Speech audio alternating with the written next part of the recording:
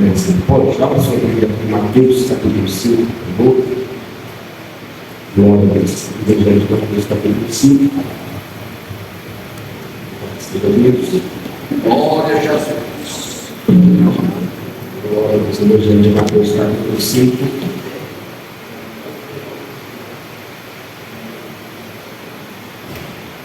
Evangelho de Mateus capítulo 5, verso número 1 até o verso número 12. Todos acharam também? Amém. Assim, Jesus, vendo a multidão, subiu ao monte e assentando-se, aproximaram-se dele os seus discípulos, e abrindo a boca, os ensinava, dizendo: Bem-aventurados os pobres de espírito, porque deles é o reino dos céus. Bem-aventurados que choram, porque eles serão consolados. Bem-aventurados os mansos, porque eles herdarão a terra. Bem-aventurados os que têm fome e sede de justiça, porque eles serão fartos. Eles serão fartos. Bem-aventurados os misericordiosos, porque eles alcançarão misericórdia. Bem-aventurados os limpos de coração, porque eles verão a Deus. Bem-aventurados os pacificadores, porque eles serão chamados filhos de Deus. Bem-aventurados os que sofrem perseguição por causa da justiça, porque deles é o reino dos céus. Bem-aventurados sois vós, quando vos injuriarem e perseguirem, e mentindo disserem todo mal contra vós por minha causa. Exultai e alegrai-vos, porque é grande o vosso galardão dos céus, porque assim perseguiram os profetas que foram antes de vós. Bem, pode ser sentado mais lá. Se por gentileza, se puder, pode ser lá no ventilador ali. Bem passa. Vou ficar bravo. Obrigado. Obrigado. Meus irmãos, eu quero expor para você aqui este texto que nós temos, para poder dar continuidade neste ensino, neste estudo bíblico. Eu quero, não me perdoe passando mal, mas Deus é bom, e eu vim aqui para, primeiramente, adorar a Deus e expor essa mensagem. Nós vamos aprender, irmãos, esse texto, ele é valioso, e as lições serão aplicadas e aprendidas nesta noite. Eu vou dar uma recapitulada aqui, né? Não sei se algumas pessoas estavam comigo aqui, mas os que estavam, eu acho que também não devem ter gravado tudo, nem eu gravo tudo. Então, vou dar só uma recapitulada básica aqui, para que a gente possa entrar aqui neste capítulo 5, verso 1 ao verso 12, nós lemos, para ressaltar aqui essas bem-aventuranças. Naquela vez passada, eu disse que o Antigo Testamento, ele fecha as portas 400 anos antes do nascimento de Cristo. E nesse tempo, 400 anos antes do Novo Testamento se abrir, o povo de Deus, o povo de Israel, estava sob o domínio do Império Persa. Eu disse para vocês que neste tempo Israel estava sob o domínio do Império Persa. Mas quando o Novo Testamento abre a porta, Israel agora está sob o domínio do Império Romano. Então, desse tempo, do Antigo Testamento para o Novo Testamento, é conhecido, como o período interino.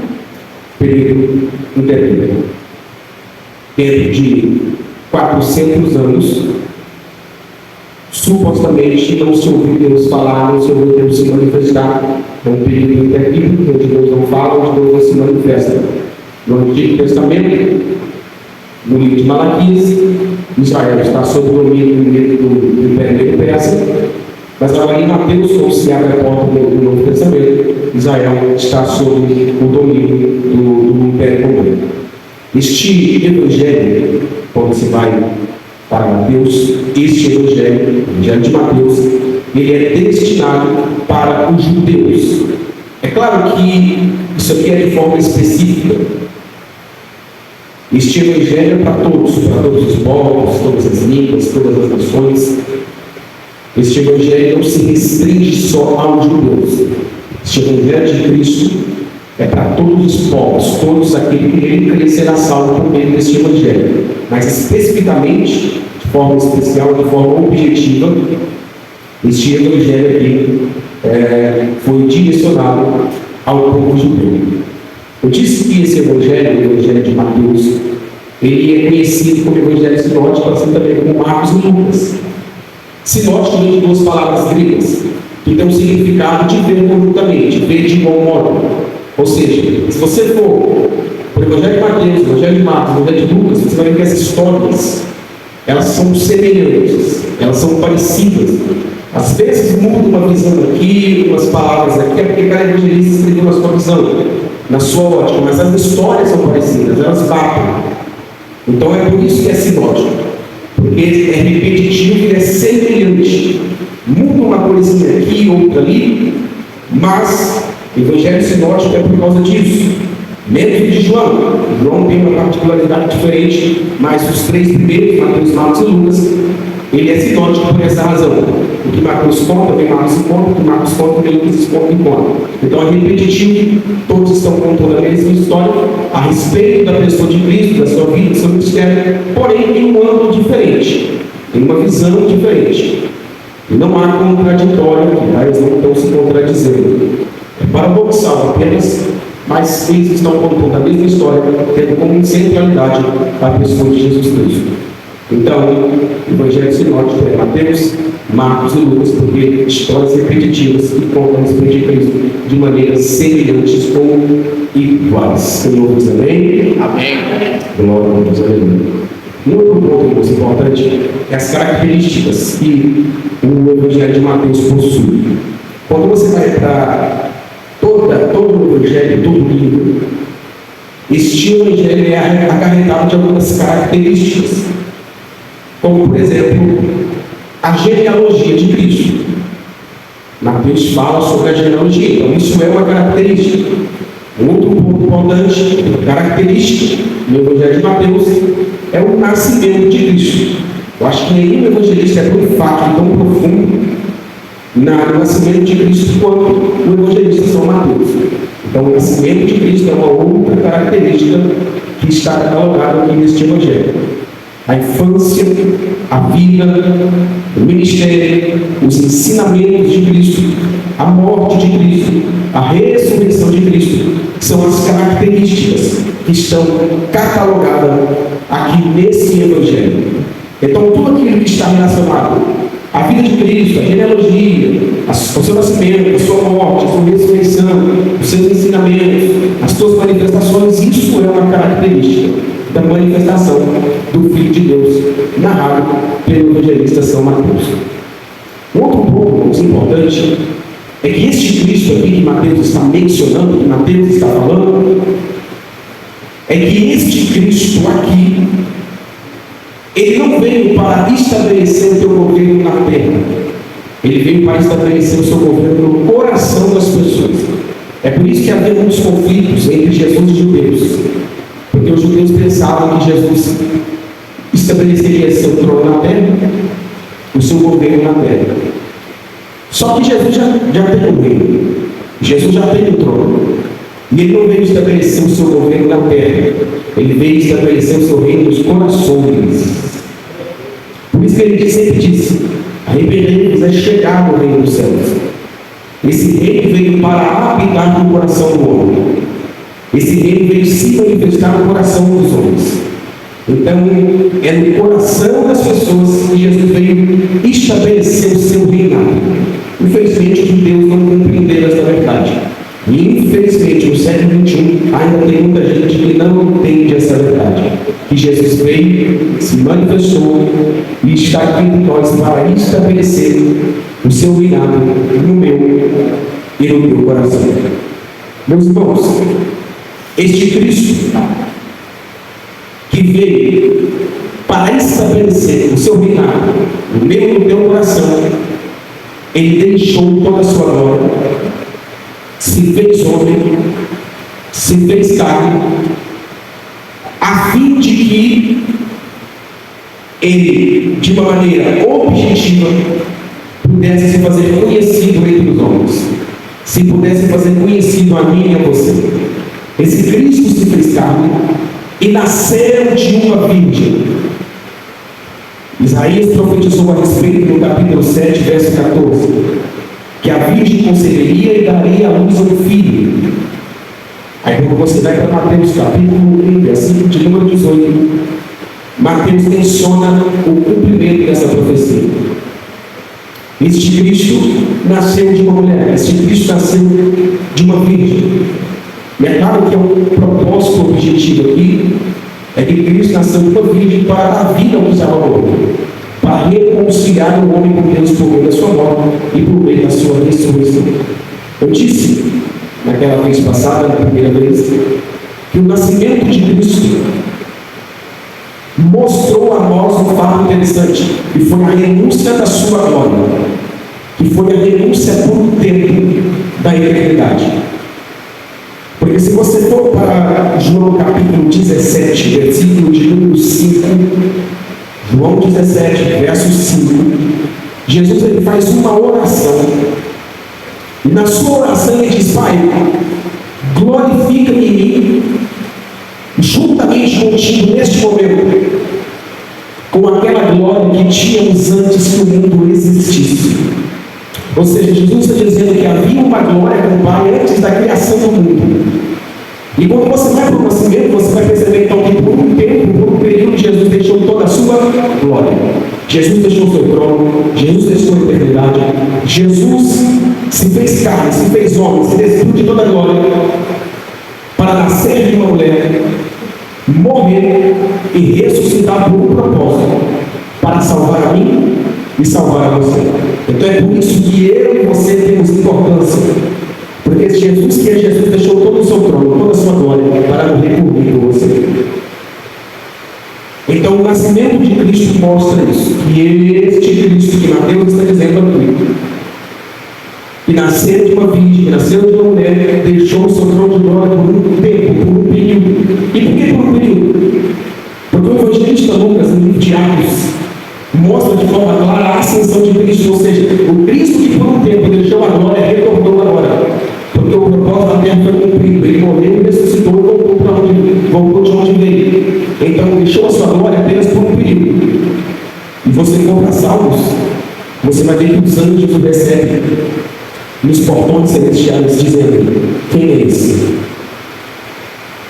Esse é o Rei da glória.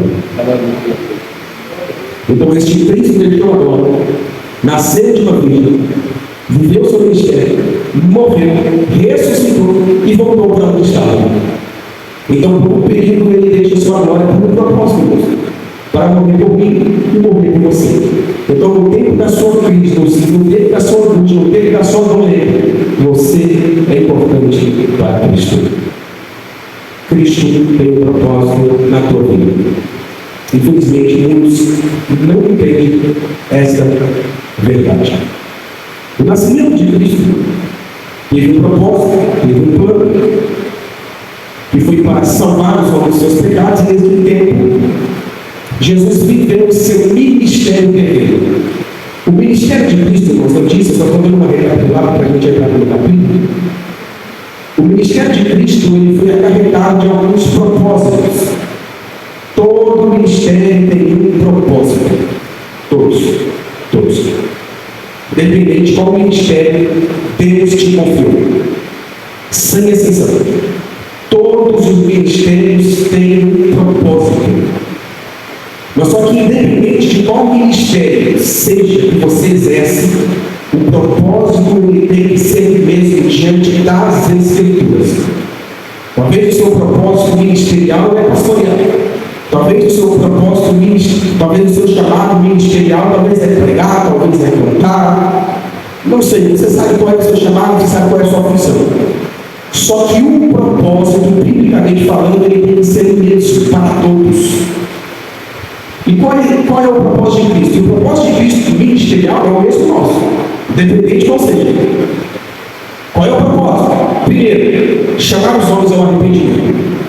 Irmãos, independente de qual for a função que você exerce, seja qual for o ministério que você atua, o seu ministério precisa chamar as pessoas ao arrependimento. Propósito central das Escrituras. João Batista apareceu no deserto pregando, dizendo: arrependei-vos, chegar no reino do céu. Aí depois sai João Batista e chegou Jesus. Jesus disse assim: arrependei-vos, chegar no reino do céu. Os apóstolos de Cristo, quando você vai para Atos, a mensagem central era arrependimento. O apóstolo Paulo, arrependimento. Os pais da igreja, arrependimento. Porque o propósito central de todo o ministério é esse: arrependei-vos, vai chegar no reino dos céus. O seu ministério precisa impactar vidas, mas primeiro chamando elas ao arrependimento.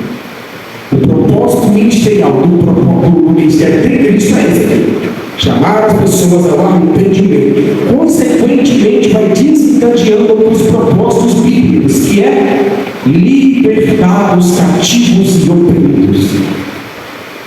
Quando nós, irmãos, ministramos, pregamos, aonde nós pisarmos, pelo menos uma tem que ser liberta. Pelo menos uma tem que ser transformada pelo poder do Evangelho. Por quê? Porque o teu ministério tem propósito. E o propósito central do teu ministério é arrependimento. Cativos e oprimidos, libertos pelo Evangelho, pela palavra que é pregada. O propósito do ministério de Cristo é esse: levar as pessoas ao arrependimento, libertar os cativos e oprimidos, consequentemente levando-os à salvação. Então o arrependimento, essa libertação, nos leva ao ato principal, que é ser salvo pela pessoa de Jesus Cristo. Então você que tem um ministério, você precisa entender: o ministério precisa ter um propósito. Qual é o propósito? Levar as pessoas ao arrependimento, libertar os cativos e oprimidos, para que então as pessoas tenham uma consumação final, que é a salvação da vossa alma. Se você for olhar os ministérios hoje, muitos, mas muitos querem, por meio do ministério, ter poder financeiro, poder moral, social, querer engajamento humano, pensando apenas nessa vida. E eu sei que engajamento, eu sei que isso é bom. E ter engajamento por meio do ministério não é errado. O problema é quando eu tiro a centralidade disso. Ou seja, eu não estou pregando, não estou exercendo o ministério mais para ganhar almas, para levar pessoas ao arrependimento. Não estou mais exercendo o ministério para libertar os cativos e oprimidos. Agora o ministério é para ganhar poder financeiro, para ganhar força humana, engajamento humano. Aí se torna errado, porque eu estou tirando a centralidade do Evangelho e colocando as minhas necessidades. E isso não é o propósito de Deus. O propósito de Deus, o teu ministério é salvar vidas, é transformar vidas. Isso mostra o evangelista Mateus para com o ministério de Jesus Cristo. Esse Jesus Cristo impactou vidas por meio do seu ministério. Só que o maior ato de Cristo foi a sua morte e a sua ressurreição. É a consumação da obra de Deus, da obra salvífica, salvar os homens dos seus pecados. Depois da morte e da ressurreição de Jesus, eu acho que o maior impacto foram os seus ensinamentos. E o maior ensinamento, na minha opinião, está aqui. Evangelho de Mateus, capítulo 5, 6 e 7. O famoso Sermão do Monte. Jesus nasceu de uma virgem, profecias dos profetas antigos, a profecia se cumpre, Mateus mostra isso. O Evangelho mostra o ministério da de Cristo. E o ministério de Cristo chamava pessoas ao arrependimento, libertava os cativos, salvava as pessoas. Este Cristo morreu, é a consumação do propósito divino, ressuscitou, triunfou sobre a morte.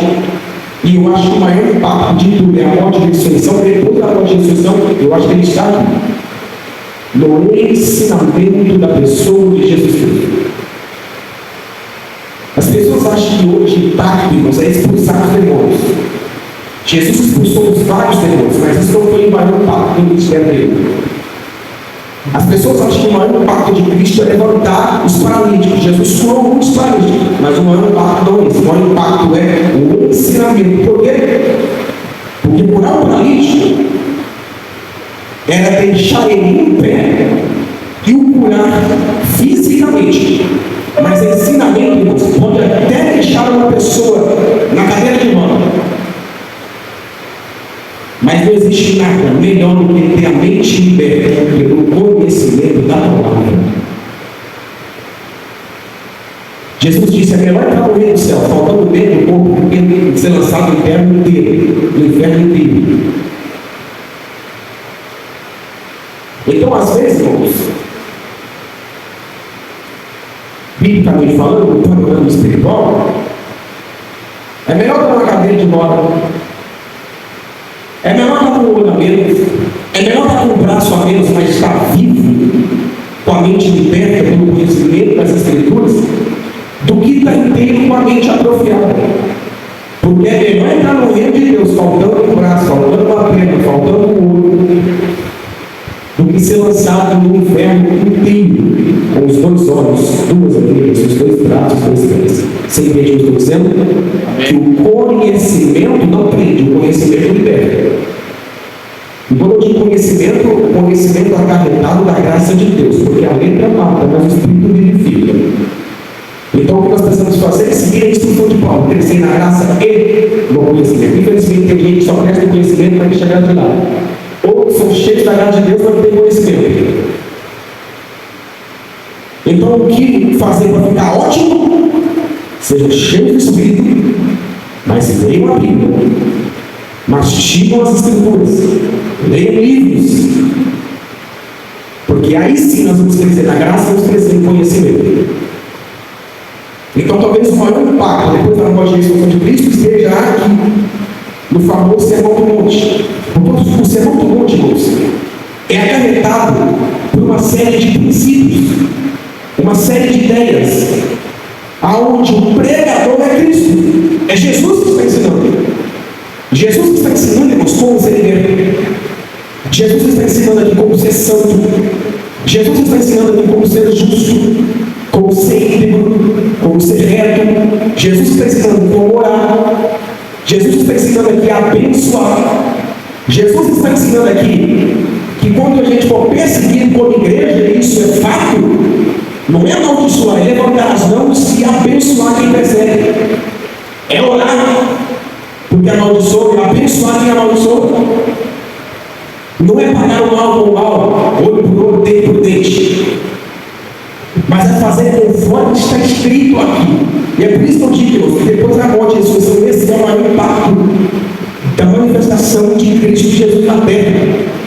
Aqui está uma série de princípios, uma série de ensinamentos, de ideias do reino de Deus. A igreja está infiltrada aqui, nesses ensinamentos, nesses princípios valiosos. E se nós aprendermos esses princípios, seremos bem-sucedidos também.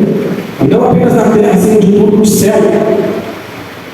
Porque não é nessa vida que esperamos, é no porvir, é na vida a qual nós teremos com Cristo, a qual será a maior recompensa da igreja. Então, esses ensinamentos aqui é para a igreja do Senhor. A igreja de Cristo está infiltrada nessas ideias, nesses ensinamentos e nesses princípios do Sermão do Monte, aonde Jesus está ensinando. Se a gente, irmãos, presta atenção no dizer, se a gente, como cristão, aprender isso aqui, esses princípios aqui, praticar, eu tenho certeza que a nossa vida nunca mais será a mesma. Aleluia. A gente vive de uma maneira diferente. A gente vive de uma maneira mais santa, mais justa, mais íntegra. A gente ora mais, a gente jejua mais, a gente entrega mais, a gente estará mais presente nos cultos, a gente estará mais presente dentro da nossa família. Porque ensinamentos aqui também é ensinado para a família, para uma vida cristã mais santa, mais saudável, e não uma vida como a gente está vivendo no tempo de hoje. Eu sou muito crítico a esta geração. Eu falo isso. Embora eu faz pouco tempo que eu me converti, faz quase 15 anos, quase 14, mas faz pouco tempo. E ainda assim, mesmo que faz pouco tempo, na década passada, o povo orava mais que hoje. O povo era mais santo que hoje. O povo era mais quadrado. Mas eu prefiro aquele tempo mais quadrado do que essa liberal demais aí. Porque você pode perceber, irmãos, a geração mais quadrada, elas oram, elas oravam. A geração mais quadrada, elas jejuavam.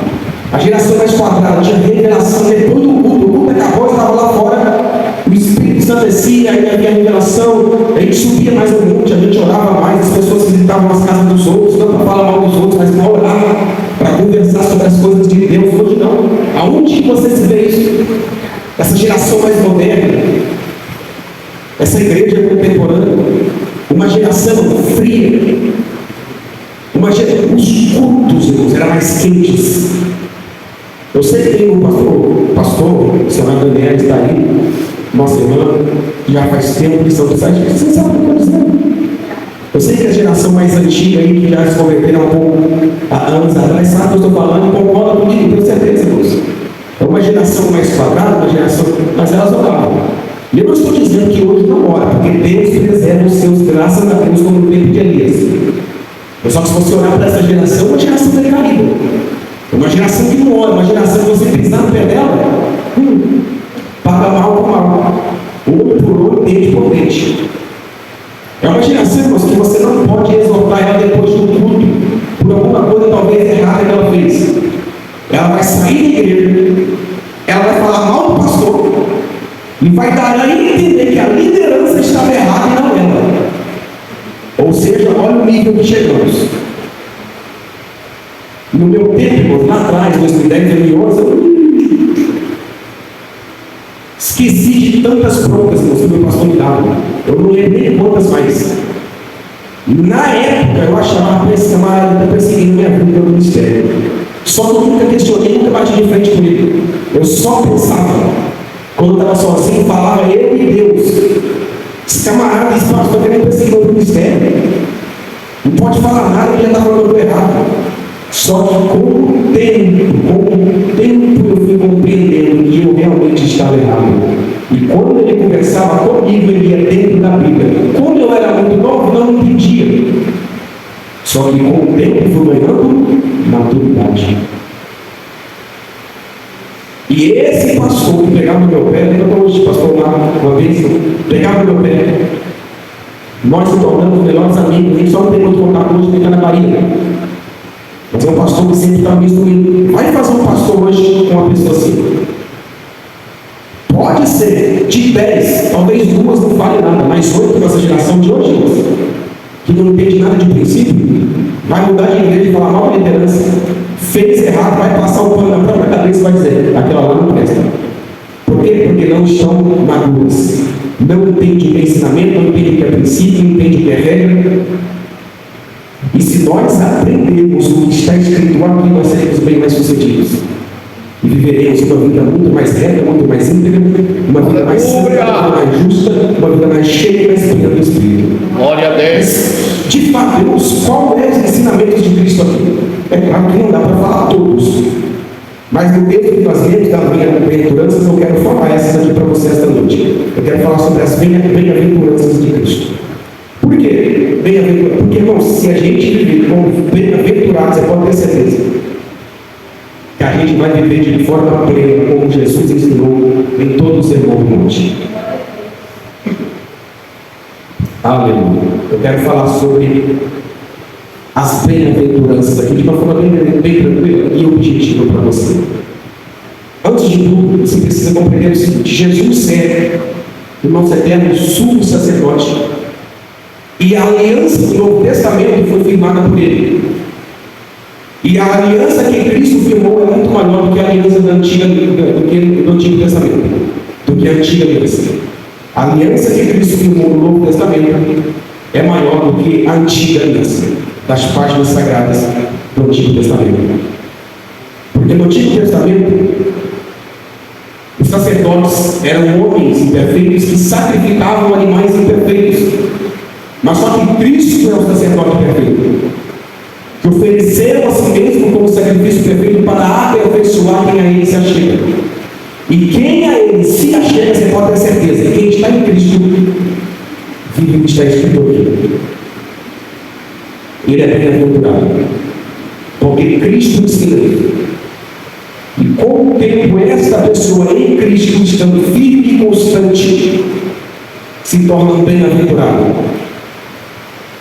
Agora, uma pessoa que não está em Cristo não tem como ser bem-aventurado. Porque bem-aventurado só é quem está em Cristo. Fora de Cristo não tem como ser bem-aventurado. Fora de Cristo não tem como viver os princípios que ele está catalogando aqui neste Evangelho. Agora, quem está em Cristo vive de acordo com a sua palavra. O texto diz que Jesus vai para o monte. E em cima do monte, Jesus começa a pregar. Jesus começa a ensinar. E ali havia uma multidão, e juntamente os seus discípulos que estavam ouvindo Jesus falar essas séries de princípios, de ideias e ensinamentos. Aí Jesus logo de cara ele diz o seguinte: bem-aventurado os pobres de espírito. Primeira bem-aventurança. Jesus continua: bem-aventurado os que choram. Segunda bem-aventurança. Jesus continua: bem-aventurados mansos. Terceira bem-aventurança. Jesus continua: bem-aventurado os que têm fome e sede de justiça. Quarta bem-aventurança. Jesus continua: bem-aventurados misericordiosos. Quinta bem-aventurança. Jesus continua: bem-aventurados limpos de coração. Sexta bem-aventurança. Jesus continua: bem-aventurados pacificadores. Sétima. Jesus continua: bem-aventurados que sofrem perseguição. Oitava. A nona é parecida com a oitava, porque eles bem-aventurados quando forem injuriados e perseguidos por minha causa. Aí dá uma ênfase: por minha causa. Preste atenção, irmãos, eu quero me aprofundar aqui com você de uma forma simples, porém objetiva. Jesus ele cita aqui aproximadamente 10 bem-aventuranças. Ele cita, na verdade, 9, quase 10 bem-aventuranças. A bem-aventurança daqui, irmãos, é princípios. Princípios que só pode ser praticado quem está nele. Quem não está em Cristo não tem como, é impossível alguém viver debaixo dessas bênçãos, praticando tais princípios. Então,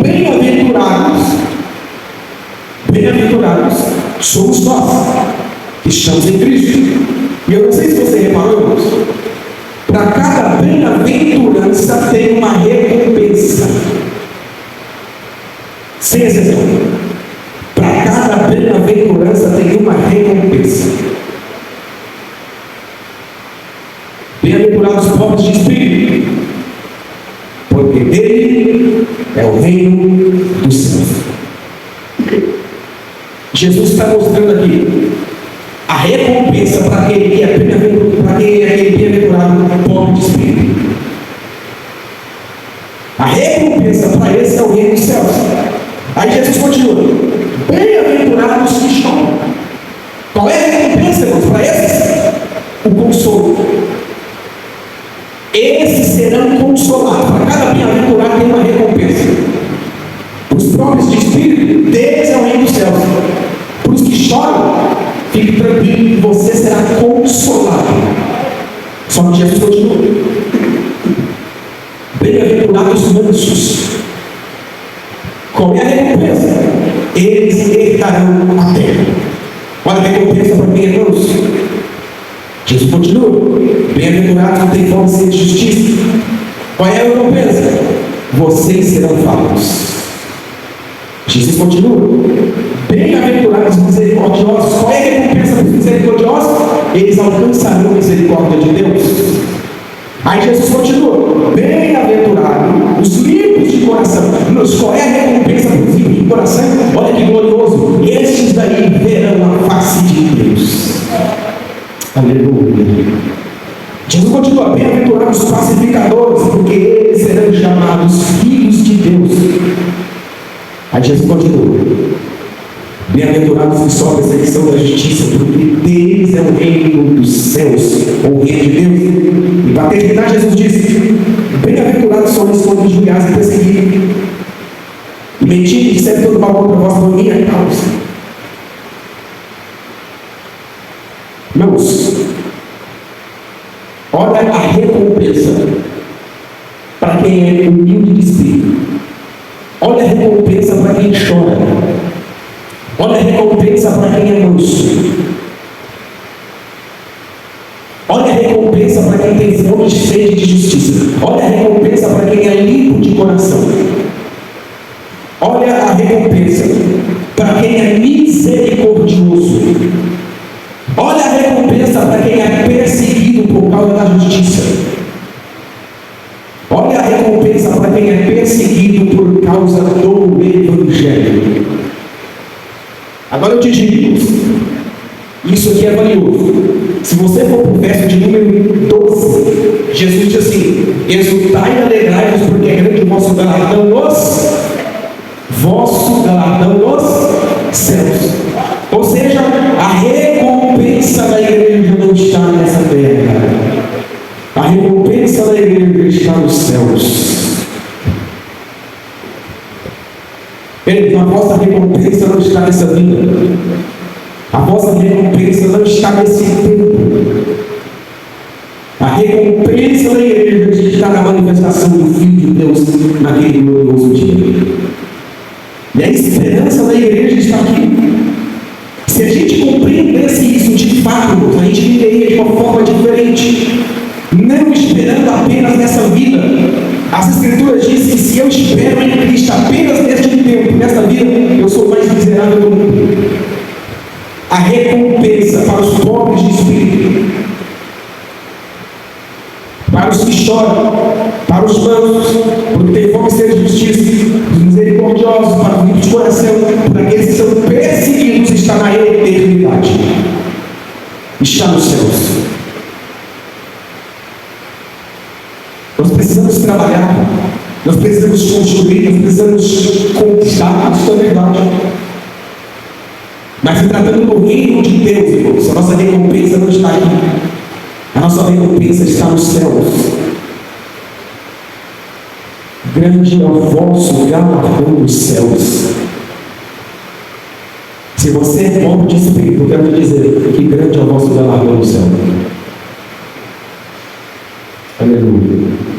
Se você chora dia após dia na presença de Deus, eu quero te dizer, grande é o vosso galardão no céu. Se você é manso, grande é o vosso galardão no céu. Se você tem fome e sede de justiça, grande é o vosso galardão no céu. Se você é limpo de coração, você verá Deus, grande é o vosso galardão no céu. Se você é perseguido por causa do Evangelho, por causa do ministério que Deus te confiou, vosso é o galardão no céu. Grande é o vosso galardão no céu. Eu quero que você entenda, antes para nós partirmos aqui, ponto por ponto, nessas bem-aventuranças, eu quero que você compreenda essa verdade. Que há uma recompensa para cada bem-aventurança. E a vossa recompensa não está nessa terra, está nos céus. E essa recompensa dos céus é que nos dá esperança.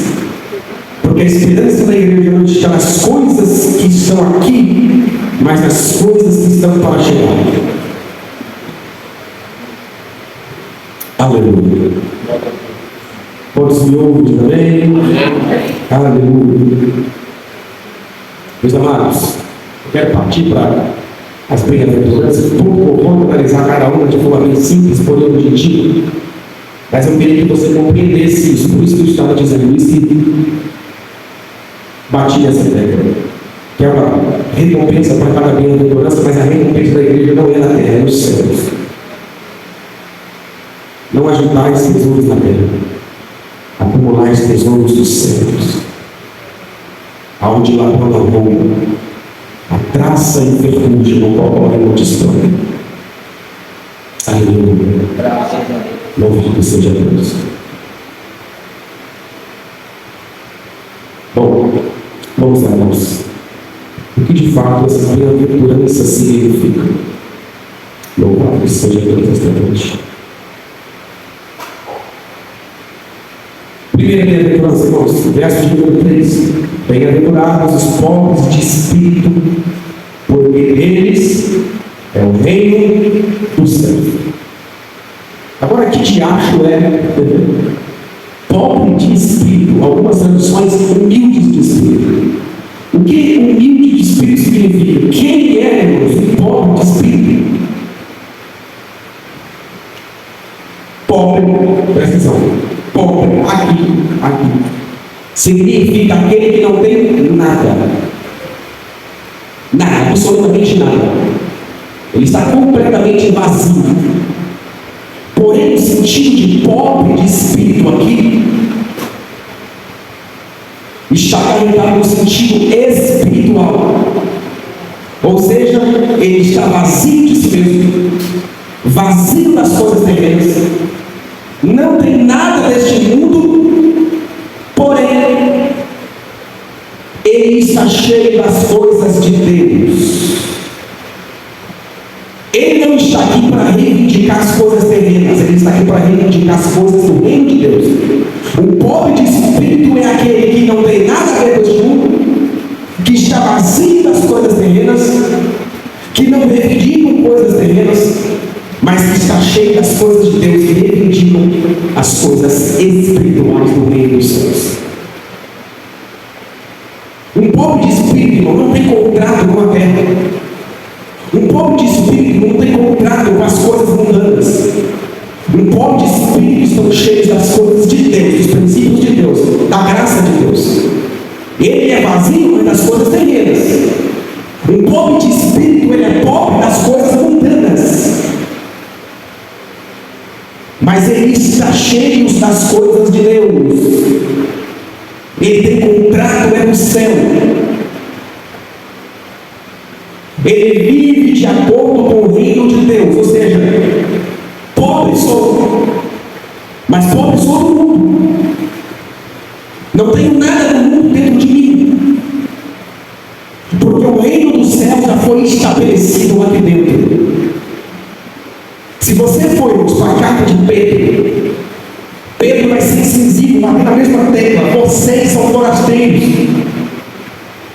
Eu li a carta de Pedro, olha, fenomenal, lindo, porque ele sempre vai tratar a igreja assim, como um pobre de espírito. Vocês não têm particularidade neste mundo, vocês são vazios das coisas terrenas, vocês são peregrinos de terra estranha, vocês estão caminhando para a cidade santa, vocês são forasteiros, reivindicando as coisas do céu.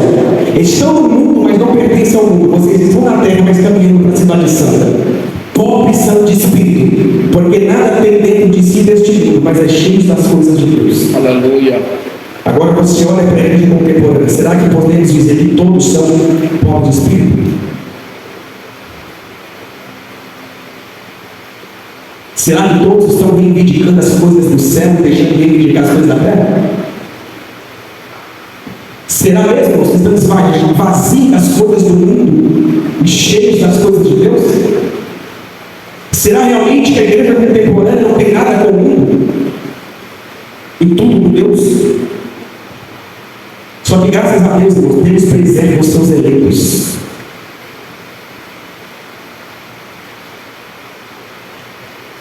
Você tem que ser pobre de espírito. Nós, eu, tenho que ser pobre de espírito. Nada temos deste mundo. O que temos é o que Ele soprou em nós, a presença do Espírito Santo, os princípios do teu reino. Nada temos neste mundo. O que temos é coisas de Deus. O que temos é coisas do reino dos céus. Se você é pobre de espírito, você é uma bem-aventurada. Feliz é você que é pobre de espírito, que não tem nada neste mundo, mas é cheio das coisas de Deus. Infelizmente, irmão, se você falar um negócio desse em alguns lugares, para algumas pessoas, elas vão rir da nossa cara, porque vão dizer: ah, mas aí não tem nada. Porque hoje se mede, irmãos, pela coisa que temos, pelo que conquistamos.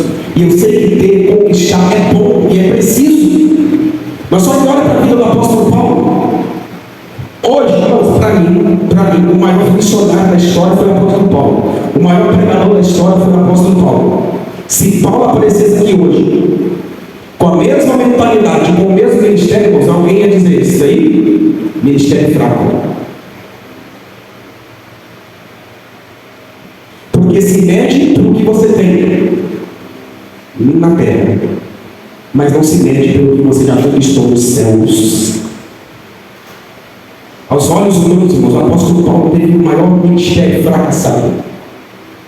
Só que aos olhos bíblicos, ele teve o maior ministério da história. E por que o maior ministério da história aos olhos bíblicos e o ministério fracassado aos olhos humanos? Porque o apóstolo Paulo tinha um ministério que não trazia engajamento para ele, que não trazia muita fama, que não trazia seguidor, que não dava muitas curtidas, que não dava muitas visualizações, que não abria muita porta para ele, porque ele falava a verdade e algumas portas se fechavam. Então, como não tinha muito like, não tinha muito seguidor, não tinha muita visualização, não tinha muito engajamento, ministério fracassado, não conquistou nada não, ministério ruim. Porque hoje, infelizmente, se mede ministério por redes sociais, eu nunca vi isso na minha vida. Mas o apóstolo Paulo não, era o maior ministério da história. Almas se convertiam, pessoas eram libertas e teve um dos maiores ministérios aos olhos do reino de Deus. Por quê? Porque não tinha muita fama, não tinha muito seguidor, não tinha muito like, não tinha muita visualização, mas ganhava almas, libertava os cativos e oprimidos, levava as pessoas ao arrependimento.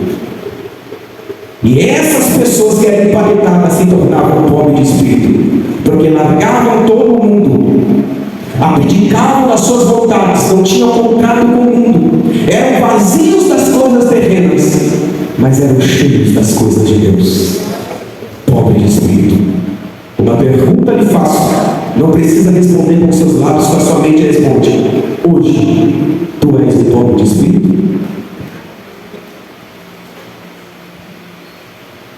Pobre de espírito. Jesus continua, Jesus diz assim: bem-aventurados que choram, porque eles serão consolados. Eu falei que tem uma recompensa para cada bem-aventurança, esses daqui serão consolados. Mas a questão é, esses aqui que estão chorando, estão chorando por quê? Porque todo choro, toda lágrima derramada tem um motivo, sim ou não? Sim, claro, ninguém vai chorar à toa, não sei uma pessoa mimada que chora por qualquer coisa. Mas independente, mesmo mimada, ele está chorando por algum motivo. Por mais que seja besta, não seja nada, mas ele está chorando. Porque todo choro é causado por algum motivo. Bem-aventurado os que choram. Mas está chorando por quê, irmãos? Bom, primeiro você precisa entender que esses aqui que Jesus está citando é um bem-aventurado. E esses aqui que estão chorando é aqueles que estão sofrendo penalidades dia após dia. Esses aqui que estão chorando, irmãos, é aqueles que já estão cansados. E quando eu digo cansado, é cansado mesmo de querer chutar o pau da garrafa. Porque por trás desse terno não tem uma capa de super-herói. Por trás desse terno, aqui dentro desse terno, tem alguém de carne e osso, que pode pregar no domingo, irmãos, e virar o arraial. Mas na segunda-feira já está querendo chutar o balde. Mas sabe por que no outro domingo ele está de pé? Porque dia após dia ele entende: naquele dia eu serei consolado. Eu não desisto. Eu não paro. Bem-aventurado é você que chora, irmãos, por causa da justiça. Bem-aventurado é você que chora porque é injuriado, porque é perseguido, porque passa luta, porque sofre, porque é humilhado, porque é pisado, porque não dá certo. Bem-aventurados sois vós, porque você será consolado. Então entenda que nós choramos por causa disso. Injuriados, sofremos, estamos perseguidos, caluniados, nem tudo acontece conforme a gente quer. Às vezes parece que quando você diz não pode piorar, piora. Nunca diga isso, irmão, não pode piorar, piora. E o pior que piora. Eu não sei você, mas eu sou cheio de problema. E quando eu penso, agora vai, não vai. Quando eu penso, agora acabou, não acabou não. Quando eu penso, não pode piorar, piora. Eu não sei você, mas eu sou cheio de problema. Os problemas começam a fazer fila já na porta da minha casa. Eu não aguento mais. E eu sei que pastor missionário, irmã, você é cheio de problemas, cheio, todo mundo tem problema. E se eu falar para você, se você tem problema, você vai ter que dizer para mim, já estou distribuindo 100 para cada problema que me aparece. Vai ser ordem de chegada. E por tanto problema, a gente chora mesmo. Tem hora que parece que acabou. Parece que tem vez, tem dia, tem tempo, que parece que a gente não quer mais, a gente quer estar ótimo, a gente quer parar. A gente, às vezes, tem que entrar para o quarto, rasgar o verbo com Deus no bom sentido, com toda a educação, dizer, Deus, ó, o negócio é o seguinte, senta aí para conversar. E desabafa isso. Se você quer largar, fala que não quer largar, não quer mais, fala com Deus. Porque aí vem o refrigério, porque a gente passa por isso. E você diz aí, nunca pensou em desistir, eu vou te chamar de mentiroso. Porque eu, até um tempo atrás, que não faz muito tempo, na verdade, algumas horas, eu já estava querendo largar tudo. Por quê? Porque a gente passa problema, a gente chora mesmo. Mas a gente não desiste.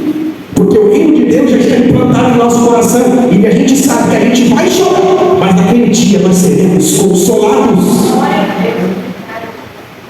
Há um tempo determinado para todas as coisas. E há um tempo determinado para que Deus possa enxugar nossos olhos toda a lágrima. E essa é a esperança da igreja. A igreja não desiste, a igreja não para. A gente quer parar por causa dos problemas. Tem hora que a gente quer fugir, a gente quer, vamos dizer assim, no português brasileiro, a gente quer meter o pé mesmo. A gente está um pau da barraca e o pé não aguenta mais. Mas a gente está aqui firme. A gente continua. Porque o reino de Deus já foi implantado, não tem como fugir, não tem como largar, não tem como abandonar. É como Ezequiel no rio. Lembra de Ezequiel 47? Tornozelo. Se Ezequiel quisesse voltar para trás, ele teria como? Estava no raso. Ou seja, a experiência estava mínima. Mas aí ele anda mais. E conforme ele vai andando, a água vai subindo, subindo. Até chegar o momento, irmãos, não tem como voltar para trás. Você vai nadando, porque a experiência é tão profunda já. Você já se enraizou de uma forma tão profunda. O reino de Deus está tão estabelecido que os problemas vêm, você quer chutar o pau da barraca na segunda, quer largar tudo no sábado, vai estar firme aqui no domingo. Por quê? Experiência. Está enraizado. O reino já está estabelecido. E é normal querer abandonar tudo. Mas existe um princípio maior do que a minha necessidade. Existe algo maior do que a tua necessidade. E eu quero vos dizer que você será consolado. E mesmo no problema, chore. Porque é melhor chorar agora, irmãos, e se alegrar na eternidade, do que se alegrar agora e chorar no inferno o resto da vida. Eu sempre me pego pegando no inferno. Não sei você, mas eu me pego pegando lá dentro. Eu me vejo lá dentro porque, irmãos, olha, é uma coisa do louco. E eu quero passar a eternidade longe de Cristo no inferno, queimando século após século. Prefiro chorar aqui. Prefiro sofrer aqui, passar perrengue, mas continuar firme chorando, aquele dia ser consolado, do que viver mil maravilhas aqui, naquele dia você lançado do lado de fogo, a igreja santa junto com Cristo e não lá chorando. Bilhões de anos. Então chore mesmo. Rasga seu coração para Deus. Passe o problema que passar, Deus. Você é bem-aventurado. Porque bem-aventurados que choram. Tenha ciência, você será consolado. Porque aquele que prometeu a vida para cumprir. E o que a igreja espera agora é a manifestação da sua vida. E se você for olhar isso aqui, os olhos espirituais, isso aqui é paradoxal. Porque bem-aventurado quer dizer feliz. Feliz os que choram. Como é que pode ser feliz uma pessoa que chora? Como é que pode ser feliz uma pessoa que sofre? Como é que pode ser feliz uma pessoa que está constantemente chorando por causa da injustiça, das perseguições e das constantes lutas? É que mesmo na luta, mesmo na prova, mesmo na adversidade, O Espírito Santo é tão grande que ele consegue ser maior do que a luta que eu passo, que você passa, o que nos leva ao quebrantamento. Então, se você chora, você é bem-aventurado. Bem-aventurados sois vós, naquele dia será consolado. Quantos me ouvem diz amém? Amém. Glória. Jesus continua. Já estou terminando, irmãos, vou caminhar rápido. Bem-aventurados mansos, porque eles herdaram a terra. Bem-aventurados mansos. Irmãos, parece que isso aqui é uma pirâmide invertida. Por quê? Manso quer dizer uma pessoa tranquila, uma pessoa guiada pelo Espírito, que tem a mansidão do Espírito. Manso é uma pessoa que não se deixa ser dominada pelo ódio ou pela ira, mas pela mansidão do Espírito. Esses herdaram a terra, esses conquistaram. E por que a pirâmide parece estar invertida? Porque aos olhos humanos, quem conquista é aquele que é forte, aquele que sai quebrando tudo, aquele que é violento. A corrente de Deus é assim. Vai herdar a terra, conquistar as bênçãos de Deus. Não é quem é forte, não, é quem é fraco. Não é quem é grande, é quem é pequeno. Não é quem é valente, é quem é manso. É por isso que a pirâmide aqui parece que está invertida. Aos olhos humanos, quem vai conquistar, quem vai herdar, quem é forte, quem é valente, quem é poderoso, que sai quebrando tudo, que não sei o que das contas. Aí você vai para a Bíblia, quem vai herdar a terra? O manso, o tranquilo, o sereno, guiado pela presença do Espírito. E nós temos que aprender a ser manso. Porque se a gente for querer quebrar tudo para conquistar, a gente vai ser fraco. E a gente vai acabar não conquistando nada no reino de Deus. A gente precisa ser manso, precisa ser tranquilo em algumas situações da vida. Porque vai ser assim que a gente vai conquistar. Conquistar o que é? Conquistar pessoas, conquistar lugares, vai conquistar ambientes. É assim que a gente vai reivindicar o reino dos céus. Agora, tudo que aparece em certas situações, circunstâncias, a gente vai querer ser valente, quebrar tudo. Sabe o que a gente vai conquistar? A gente vai conquistar confiança, a gente vai conquistar valores, não vai conquistar lugares, ambientes, não vai conquistar pessoas, que é o mais importante. O que temos que fazer? Ser manso, seja manso. Circunstância difícil, problema difícil, situação não está nada boa. Como é que resolve esse problema? Seja manso, seja sereno. Não queira conquistar na força do seu braço, porque não é assim que funciona no reino de Deus. Com o reino de Deus funciona de forma contrária. É ser um manso, é ser um sereno, tranquilo, que a gente conquista lugares, pessoas, ambientes e situações. Se cada problema que aparecer, cada ambiente que a gente for, cada lugar que a gente se deparar, com cada pessoa que a gente se colocar na nossa frente, a gente querer resolver no braço, na força, na violência, não na mansidão, a gente vai perder. Não é assim que funciona. É difícil. Talvez ser manso seja uma das coisas mais difíceis que tem, porque requer paciência. E paciência é uma virtude que o mundo, a igreja precisa aprender. E quando eu falo mundo, eu estou falando eu também, não pensa numa pessoa paciente. A minha maior impaciência no trânsito,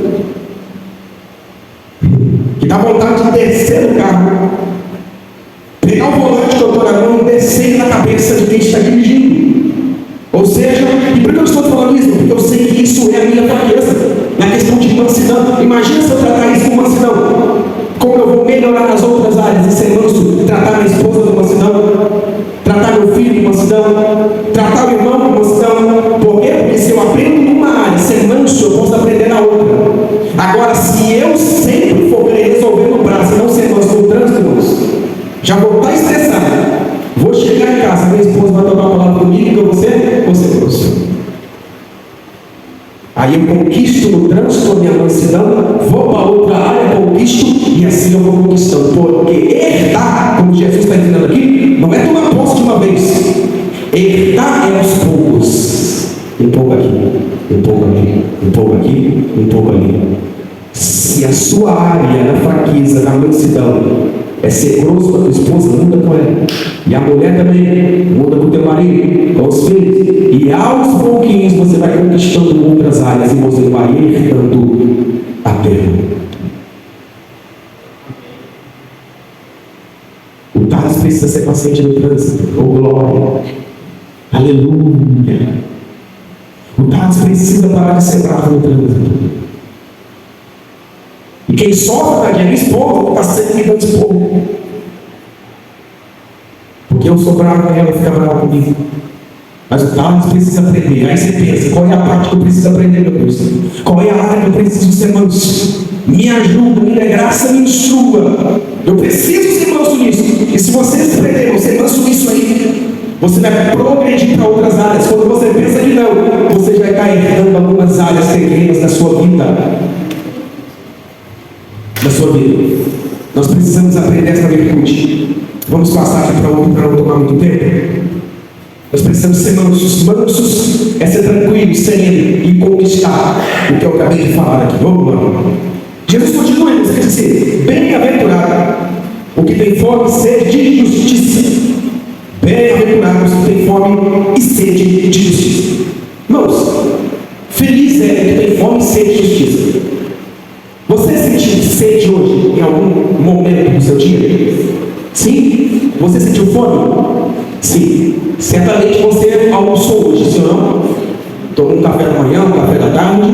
Possivelmente vai jantar. Eu já jantei. Eu costumo só jantar depois que eu chego de alguma agenda, depois do culto. Só hoje eu estava com muita fome. Já jantei. Quando eu chegar no culto, vou jantar de novo. Se eu não jantar, vou comer uma outra coisa. Por quê? Porque o Thales conhece o Thales. E eu não vou conseguir dormir sem comer alguma coisa. Por quê? Porque daqui a pouco eu já estou com fome. Sede. E se eu e você estivermos com fome, o que a gente vai fazer, irmãos? Vamos procurar alguma coisa para comer. E quando você está com fome, você vai atrás daquilo que você quer comer. Quando você está com sede, você vai atrás daquilo que quer beber. Seja uma água, uma Coca-Cola, um suco, etc. e tal. Por quê? Porque você entende a necessidade de suprir a sua necessidade. Jesus está dizendo: bem-aventurados sois vós que têm fome e sede de justiça. Mas só que você já parou para pensar, irmãos, que qual justiça de Deus que Jesus está citando aqui? Porque sede e fome a igreja tem que ter, e ter de justiça. Mas só que qual justiça que Jesus está falando para a gente ir atrás para suprir a necessidade? Essa justiça, irmãos, ela é pautada em 3 aspectos. Quantos aspectos? 3. Quantos aspectos? 3.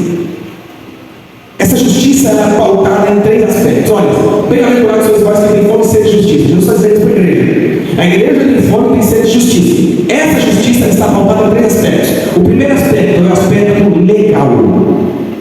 O que é o aspecto legal? É o aspecto da justificação da igreja por meio de Cristo. Ou seja, eu tenho sede de ser justificado dia após dia. Eu sei que essa justificação aconteceu na minha conversão.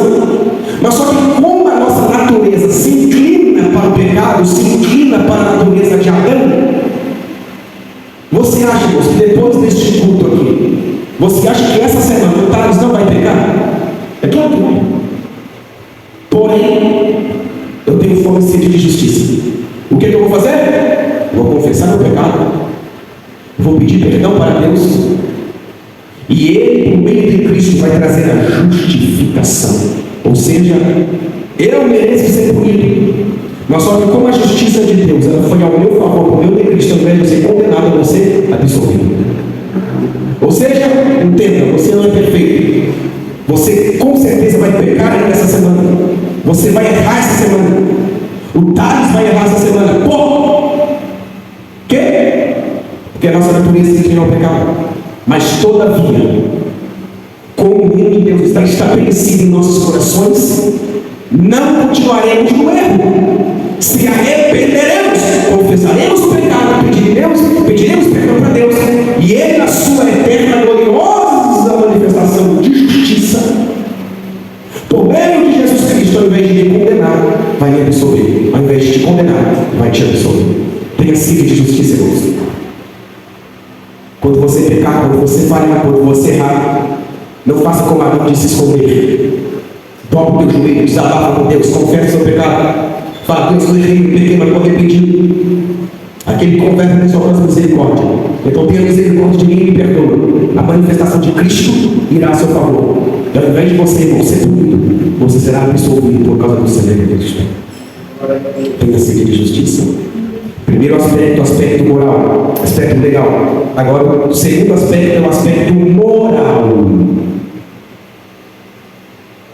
A justiça no aspecto moral. Por que aspecto moral? Porque sede de justiça no aspecto moral é desejar ser justo em todos os seus caminhos.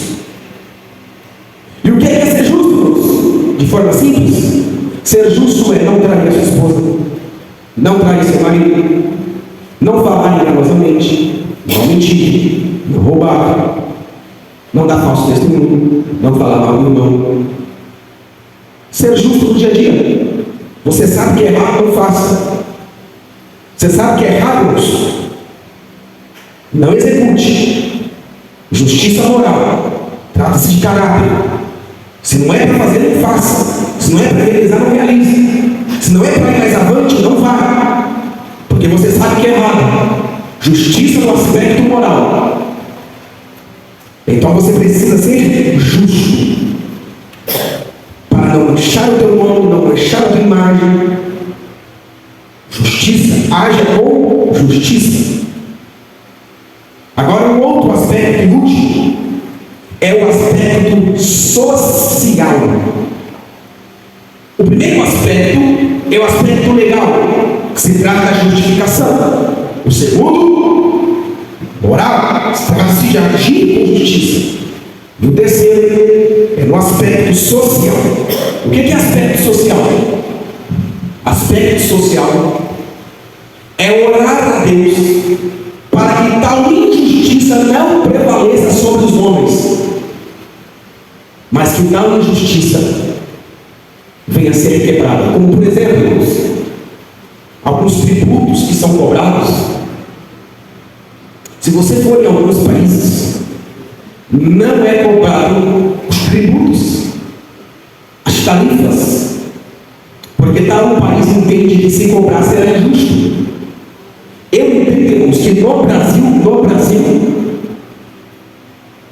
trata-se de uma injustiça cobrar juros abusivos, tributos abusivos. Querendo ou não, diante da Bíblia, isso é pecado. E qual é a justiça? A sede de justiça da igreja? Orar para Deus que inverte, para que tais injustiças sejam quebradas. Porque diante de Deus, essa injustiça sobre o povo é pecado. E a oração da igreja é para que essas injustiças sejam quebradas e a justiça de Deus seja imputada. Porque existem pessoas, irmãos, sob o jugo dessas injustiças. O fato hoje, irmãos, eu sei que existe algo maléfico por trás, mas quando a gente vai em alguns comércios, em alguns supermercados, e tem tudo caro, quando você pegar a sua nota fiscal, não sei se você pega, mas eu costumo pegar, e toda compra que eu faço, eu costumo olhar embaixo da nota para ver qual foi o valor daquela tarifa que eu paguei. Porque está lá, você não paga o valor apenas do produto, você está pagando a tarifa. E na nota fiscal está lá, tarifa, X valor. Eu lembro uma vez que eu estava em São Paulo, eu fiz uma compra básica com a minha esposa. A gente foi lá, comprou umas coisinhas, deu, se eu não me engano, uns 400 e alguma coisa. E eu olhei na nota fiscal e estava quase R$55 de tarifa. Ou seja, uma compra que poderia ter saído 350, saiu 400 e pouco. Por quê? Tarifa.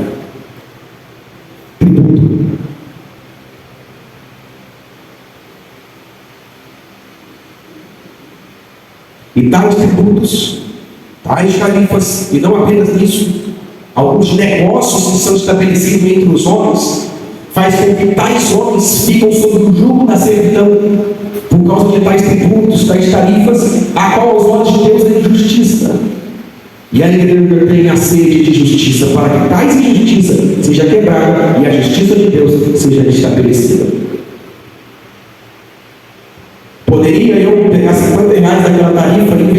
uma outra coisa, sim ou não? Mas não posso, por quê?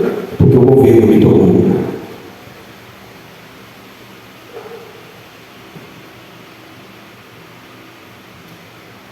Justiça no aspecto legal, moral, no aspecto social. Nós precisamos ter sede de fonte de justiça, irmãos. Para que as injustiças dos homens sejam quebradas e estraçalhadas, para que a justiça de Deus seja estabelecida. Adiantando aqui, você rápido, para que 10 minutos eu termine. Deus continua: bem-aventurados os misericordiosos. Isso aqui é muito glorioso. Feliz é os misericordiosos. Esses aí vão alcançar a misericórdia de Deus. Por que misericordiosos, irmãos? Lembra que eu disse? Aqui no Sermão do Monte, Jesus ensinou que na lei de Moisés era olho por olho, dente por dente. Ou seja, se você fizer, eu faço também. Comigo o buraco é mais embaixo. Comigo tem esse negócio de pedir não. Vacilou comigo, eu vacilo também. Pisou em mim, eu piso também.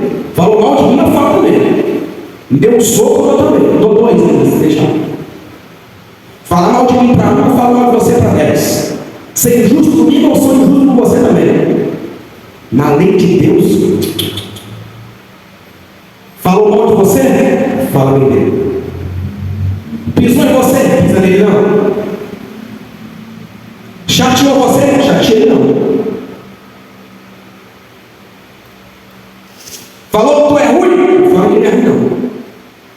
Te perseguiu? Persegue ele não. Seja misericordioso. Se precisar de perdão, perdoe. Precisar ser misericordioso, seja. Porque é isso que o bem-aventurado faz. É difícil? Demais. Tão difícil quanto ser manso. Porque imagina comigo, uma pessoa que te injuria dia após dia, uma pessoa que fala mal de você, uma pessoa que talvez você estendeu a mão, ajudou, virou as coisas para você, falou mal de você, aí depois de anos vem pedir perdão para você. Você acha que isso é fácil, irmão, de nós sermos ser humanos? Isso não é fácil. Mas só que a graça que habita em nós não dá essa capacitação de ser misericordioso e não tratar na mesma moeda. Agora, olha para a igreja contemporânea. Por isso que às vezes a pessoa, irmãos, acha que eu sou chato, mas eu passo a mesma tempo, eu passo essa geração chata, essa geração de criança, essa geração de menino. Você não pode pegar no pé. Se você pisar no carro dela, ela pisa no seu também. Se você pedir perdão, ela não te perdoa. Ela não ora por você se você maltratar ela. Se você escorregar com ela, ela faz a mesma moeda. Ela não te perdoa, ela não é misericordiosa.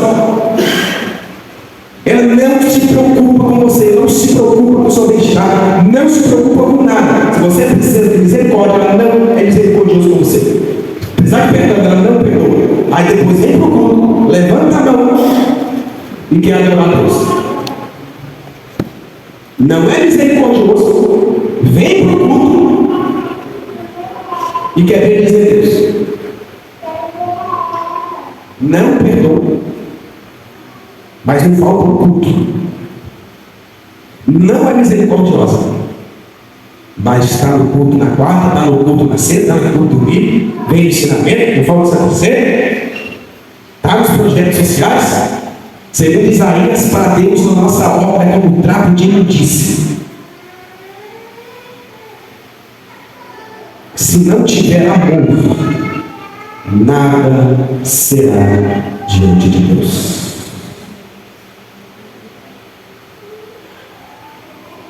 Misericordioso teremos que ser.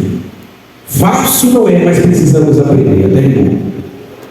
Precisamos aprender a ser misericordioso. Por que, pregador? Porque o dia que a gente clamar por misericórdia, Deus será misericordioso para conosco. Porque a gente aprendeu a ser misericordioso. A gente aprendeu a perdoar. Aí assim Deus vai nos perdoar. Você acha, irmãos, que uma pessoa que não é misericordiosa, que não perdoa, naquele dia vai entrar no céu, vai nada? Ah, mas não falta um culto, não vai entrar. Não falta um culto de Santa Sé, não vai entrar. Mas não falta um culto de ensino, não vai entrar. Estou em todas as plataformas digitais pregando, não vai entrar. Não, mas eu vou perto dia após dia, eu estou na igreja do fulano tal, aonde o pastor vai, eu vou, não vai entrar.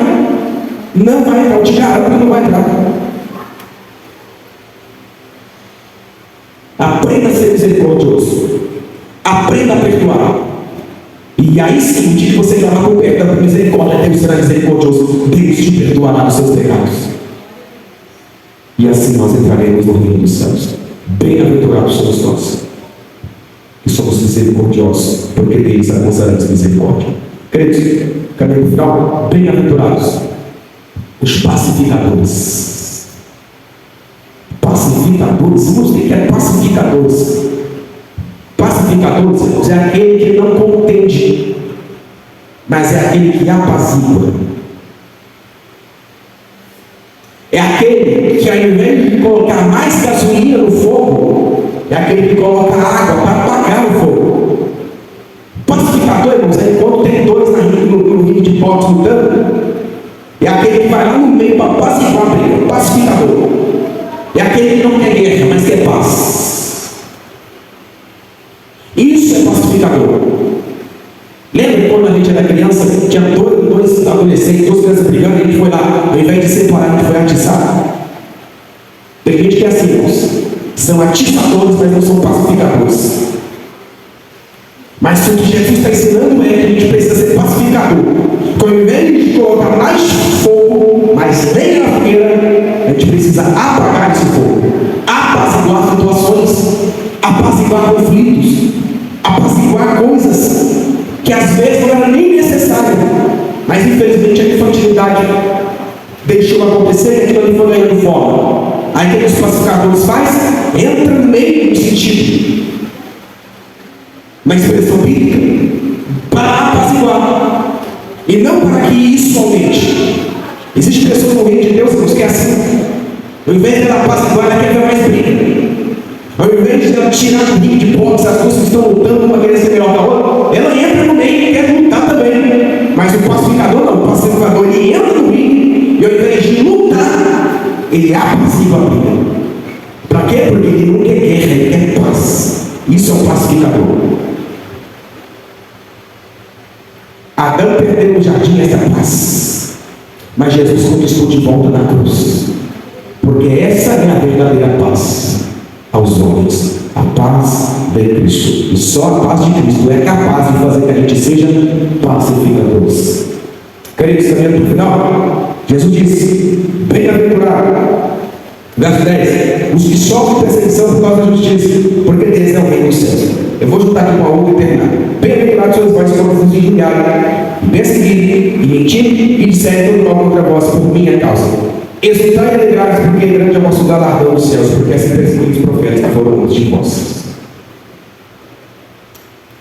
Queridos, último, bem-aventurado vocês que são perseguidos, injuriados, alguém mentindo contra vós por causa do meu nome, por causa da minha justiça, por minha causa. Grande é o vosso galardão nos céus. Perseguir os profetas que foram antes de vós, vão perseguir vocês também. Em rápidas palavras aqui, eu encerro. A igreja, irmãos, ela não está livre de perseguição, pelo contrário, a igreja será perseguida. E o que está me assustando, irmãos, bate na tecla de novo, é o crescimento espantoso da igreja contemporânea, sem nenhuma perseguição. Porque toda a igreja, quando você vai para Atos, elas cresceram, mas cresceram em base de perseguição. Lembra lá em Êxodo, quando Israel estava para sair do Egito? Faraó queria oprimir o povo, quanto mais oprimia, mais crescia, mais perseguia, mais crescia. E é assim o crescimento do povo de Deus na igreja, a parte de sofrimento enorme. Aí você olha para a igreja contemporânea, ele está crescendo, crescendo, mas é perseguição, é perseguição. Aí você pergunta, que crescimento é esse? Porque o crescimento foi a base de perseguição, que automaticamente esse povo perseguido de parte de perseguição eram cheios do Espírito Santo, eram santos, eram justos, íntegros, misericordiosos. Aí você olha para a igreja contemporânea, não tem sofrimento, não tem aquela perseguição como tem, e há um vasto crescimento. Mas você diz, olha para o comportamento, não tem justiça, não é misericordioso, não perdoa, não chora por causa da justiça de Deus. Aí você pensa, que crescimento é esse? Quem está dando esse crescimento? Porque é muito lógico, a igreja de Atos dos Apóstolos crescendo em base de sofrimento e dor. cresceu à base de perseguição, certo? Sim. Automaticamente esse povo foi cheio. E as características da igreja de Atos dos Apóstolos é essa aqui. Eles eram santos, íntegros, retos, eram puros de coração, pregavam o evangelho pautado na cruz de Cristo, misericordiosos, perdoavam, pregavam o evangelho. Aí você olha para a igreja contemporânea, não tem aquela perseguição que tinha aqui, mas só que tem um vasto crescimento. Esse crescimento a qual deveria estar acarretado destes princípios, você vê nessa igreja contemporânea que não tem amor, que não tem graça, que não tem limpos de coração, que não tem bem-aventurados de pobres de espírito. Aí você pensa, que crescimento é esse? Quem está dando esse crescimento? Porque essa é a pergunta que eu me faço. Porque se a igreja de Atos dos Apóstolos está crescendo a base de perseguição e automaticamente estão crescendo no poder do Espírito, acarretando esses princípios, que crescimento é esse que a igreja contemporânea está recebendo no século XXI? Porque o crescimento é notório, só que não há amor, não há graça, não há misericordiosos, não há limpos de coração, pobres de espírito. Você só faz uma pergunta: que crescimento é esse? Quem está dando esse crescimento?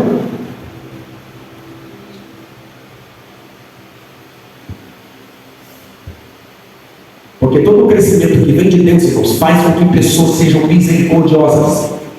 Crescimento que vem de Deus faz com que estas pessoas sejam mansas, humildes de espírito, limpos de coração, que choram por causa dos filhos de Deus. Mas a igreja contemporânea está em vasto crescimento, mas não perdoa, não é santa, não é justa, não é reta, e não é íntegra, não é limpa de coração, não é pobre de espírito. Quem está dando esse crescimento? Quem está fazendo esse povo crescer, irmãos? Eu sei que você já ouviu muito essa frase: Deus não importa com quantidade, o que importa é com qualidade. Queridos, Deus se importa com qualidade e Deus se importa com quantidade. Não, Deus não se importa só com qualidade, não, irmãos. Deus se importa com quantidade também.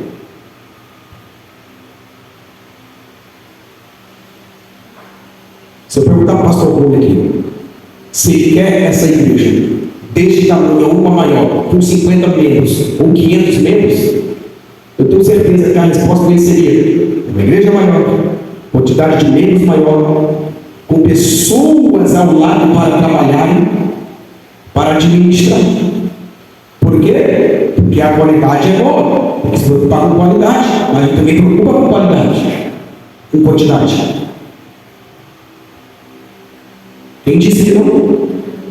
No pensamento de Deus é a mesma coisa. Você acha que Deus se preocupa só com qualidade? Ele colocou com quantidade também. E nesses últimos dias há uma guerra entre o diabo e Deus, aonde as almas estão sendo distribuídas, aonde o pensamento de Deus não é só com a qualidade do Dados, do pastor Ranier e do missionário Daniel, mas com a quantidade que ambos tribos, e aqui a igreja toda está carregando para o reino de Deus. Você acha que Deus só quer 5 no reino dele? Aprove a Deus, irmãos. O desejo de Deus é salvar todos. Ou seja, a quantidade não é só qualidade.